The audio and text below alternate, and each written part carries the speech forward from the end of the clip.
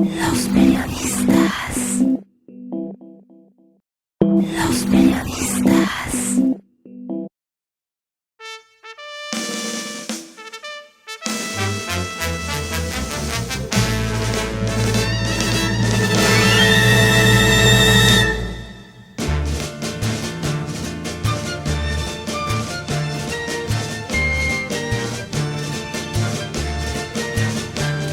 Salacaín hurgó entre sus archivos.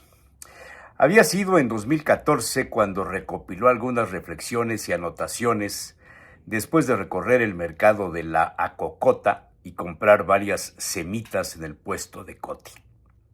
Los textos le ayudarían esta vez a un amigo español interesado en tener experiencias gastronómicas de Puebla de Los Ángeles. Y el aventurero se dispuso a leer. ¿Cuántas historias, cuántas leyendas no se han inventado en torno al popular antojito arraigado en la Angelópolis, surgido de entre los gustos de los más pobres para treparse materialmente a las mesas de los más ricos, rodeado de misterios y envuelto en un común gusto? Semita, entre rubia y morena, alimento de los pobres, compañera fiel de aventuras gastronómicas y auxiliar tentempié dominguero. Referente indiscutible de las últimas aportaciones poblanas a los paladares surgidos después de la Revolución Mexicana. Una bolsa llena de semitas recién adquiridas en el local de Coti, en el mercado de la Cocota, donde aún se consiguen las auténticas, diría alguien, con migajón oscuro, medio tostadas, con sabor a resabio de pulque y con el polvo del salvadillo en su base, luego de haber desfilado pacientemente para cocerse dentro del horno, por eso les llaman de piso. Durante años fue despertado por el olor del horno de pan atrás de su casa, donde la familia Molina continuaba con la tradición iniciada por la madre de doña Delfina para hacer el pan de los pobres, de los cargadores, de los mecapaleros, de quienes debían descargar las mercancías en la puerta de los gallos del mercado La Victoria, por el lado de la 3 Norte y la 6 Poniente, donde había una cantina llamada así, Los Gallos. En aquellas épocas las semitas se hacían con la harina llamada flor de trigo y había dos formas de presentación. La redonda, la más común, se hacía tomando con cada mano 2 porciones de la masa. Se hacían bola con la palma de la mano sobre la mesa de madera, una de las dos era más chica. Se pegaban y asemejaban la figura de un gato visto desde arriba. La parte más chica se montaba un poco sobre la otra y así se metían al horno. Al cocerse, la semita quedaba con esa característica división, especie de tapa del pan.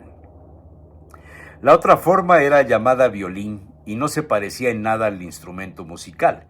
Era más bien un bolillo ancho en el centro y puntiagudo en los extremos. Como principal característica, esta semita bolillo se hacía en dimensiones descomunales, unos 70 centímetros de largo, era la preferida para determinadas fiestas patronales, pues podía contener un buen número de ingredientes.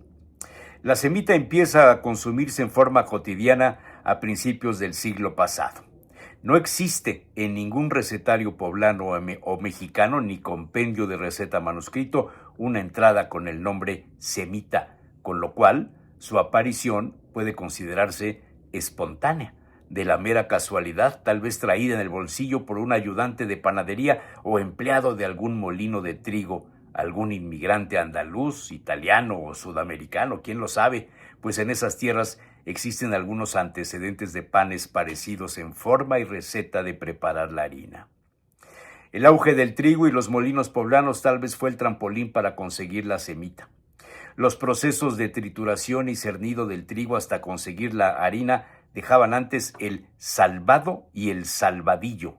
El primero es la cascarilla gruesa de más alta calidad y el segundo la cascarilla fina del trigo. Salacaín llegó a escuchar en la infancia del empleo de los restos de la trituración del trigo, la parte más corriente antes de conseguir la harina refinada, la más barata por tanto, como el ingrediente de las semitas. Históricamente es posible probar la existencia del pan ácimo de origen judío ausente de levadura sin fermentación. Pero un investigador del siglo XVIII recogió en el Diccionario de Autoridades, primer tomo de 1726, la entrada acemite. Se refiere al salvado o afrecho menudo que tiene alguna parte corta de harina de que se hacen unos panes grandes que llaman morenas o perrunas. Viene del arábigo semit, que significa flor de harina. Otra entrada es con la palabra acemita y se refiere al pan hecho de acemite. La similitud de la palabra acemita usada en Andalucía con semita empleada en Puebla, ciudad donde vivieron desde su fundación muchos andaluces, podría al fin tener una identidad doble por la receta y por la pronunciación de acemita, castellanizada y con el dejo andaluz, podría escucharse para el poblano como semita, y de ahí otra leyenda descubierta por el aventurero. Pero no queda ahí. Salacaín había buscado la palabra afrecho, dejada de usar en los reinos españoles siglos antes y cuyo empleo solo se daba en comunidades muy pequeñas de Andalucía. Significaba simplemente salvado, pero con un agregado. El almoden, remónjalo en agua, emuélenlo después gruesamente, y después tiran aquel afrecho grueso, y lo que finca es muy bueno, fache muy buen pan, es sabroso, dice textualmente el Diccionario de Castellano de 1726. Se entiende fácilmente, el grano se remojaba en agua y se molía grueso, se tiraba el salvado y se hacía el pan.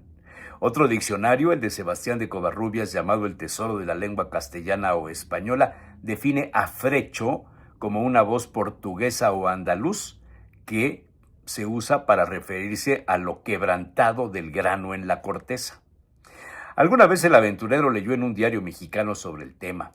Los autores, no recordaba sus nombres, mencionaban un ingrediente, la semitilla, una harina de trigo con cascarillas y germen para hacer un pan moreno, y la palabra afrecho, empleada para el pan similar en Perú. No en balde, la intensa relación mantenida entre Puebla de Los Ángeles y Lima, Perú, en la época de la Nueva España. La familia Molina llevaba muy temprano los canastos de semitas en una bicicleta, a veces sobre la cabeza, en una verdadera proeza de equilibrio.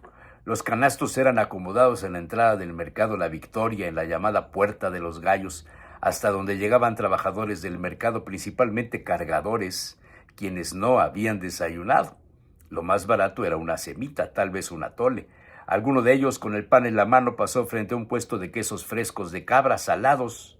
Las vendedoras tenían la costumbre de dar una probadita de sus productos, pues ese ingenioso cargador del mercado abrió la semita por la parte donde hay una especie de cicatriz.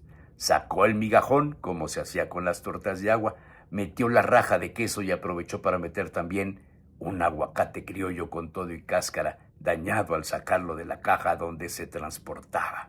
Sabroso, de poca carne y algunas hebras, autóctono de Atlisco, y así empezó la tradición completada con las hojas del pápalo, de sabor fuerte, un tanto amargo, pero de amplia demanda entre la gente pobre, por ser de los ingredientes más baratos en el mercado.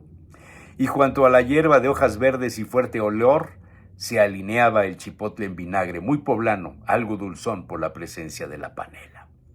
Jamás se usaron la pata, el jamón, menos las milanesas o el quesillo, totalmente ajenos al mercado.